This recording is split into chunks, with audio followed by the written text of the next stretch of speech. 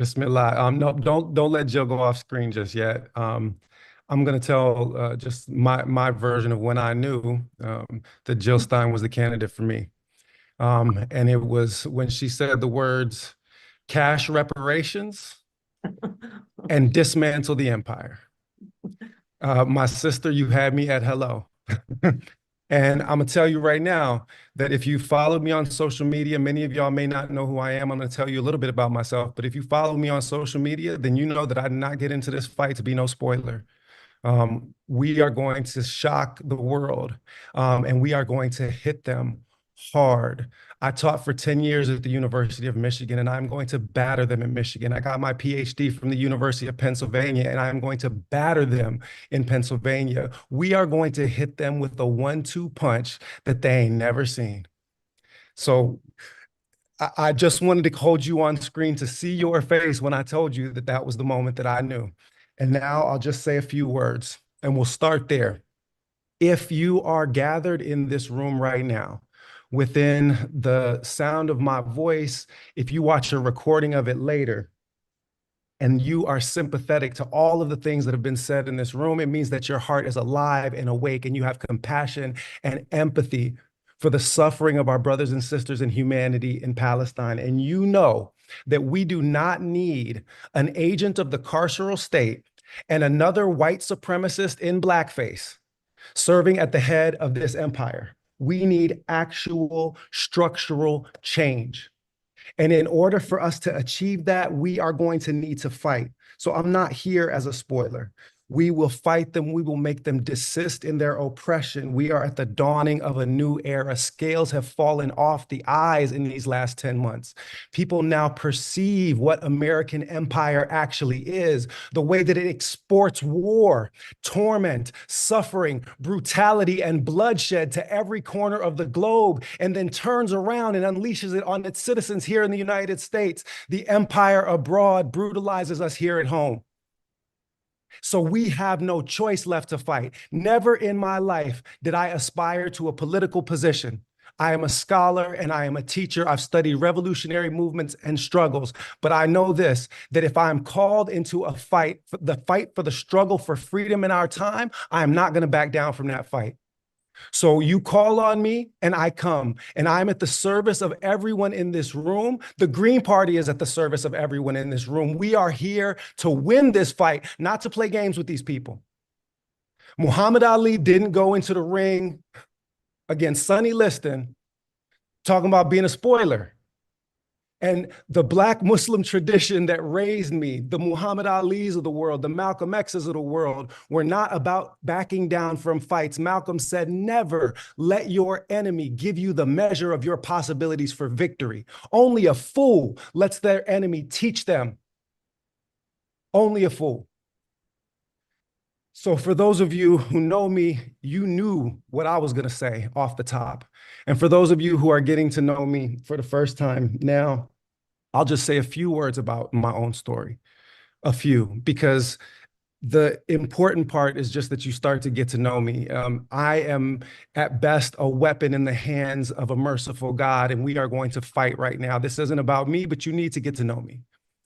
I was born the son of a locksmith with a 6th grade education and a teenage mother who was pregnant at the age of 15 and told to abort me before my birth by her high school guidance counselor.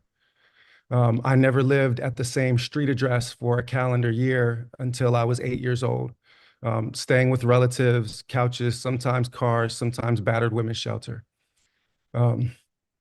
I saw the cold, hard face of what systems of white supremacy and racial oppression can do to people. And this was in Chocolate City, Washington, D.C., the town of my birth, back before gentrification. It was 95% Black at that time.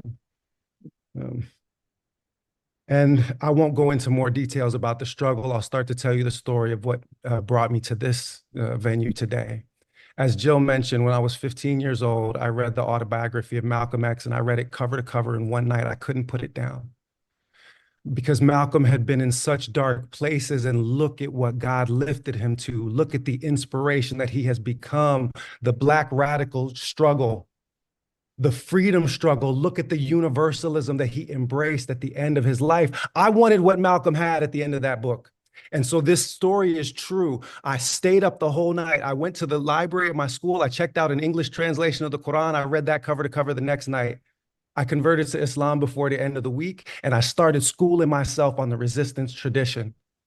And Malcolm taught me many things about where we are in our current moment. He taught me that the white liberal is a fox. They bare their teeth, and you think that they're smiling at you, but they are there to eat, and you are on the menu. And we know this to be the case of vote blue no matter who, okay? And of the wolf, and we must keep this red wolf in our sights because their teeth are bare and ready to shred you at any moment. Our fight is with them too. The Dems fear us most, but we will take from MAGA because when we bring a real working class agenda to the public light in a way that is communicated with clarity, the way that the Panthers did, the way that Huey Newton did, the way that Bobby Seale did, the people will respond. We are not leaving those votes on the table. We're not leaving those votes on the table. So he taught me how to read this and that the duopoly is not the answer. We need another way. These purple fascists, because there's no difference between the red and the blue anymore. It's just purple fascism.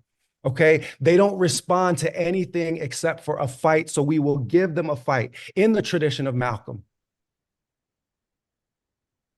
Malcolm started my journey to become a historian of Africa because he told me to seek out knowledge of self and to go back to my roots. And I spent my teaching life studying the revolutionary resistance tradition on the African continent and in the diaspora, studying the spiritual traditions of my African ancestors, of Islam, of the indigenous traditions, because as it happens with many African Americans, both of my father's grandmothers are also part indigenous. This is our land too. And many people forget that, and we are willing to stand and fight for it. Land back. Can I get a witness from the congregation? Y'all can't clap. I mean, do something. Raise your hand, snap your fingers. Say words, son. Let's go.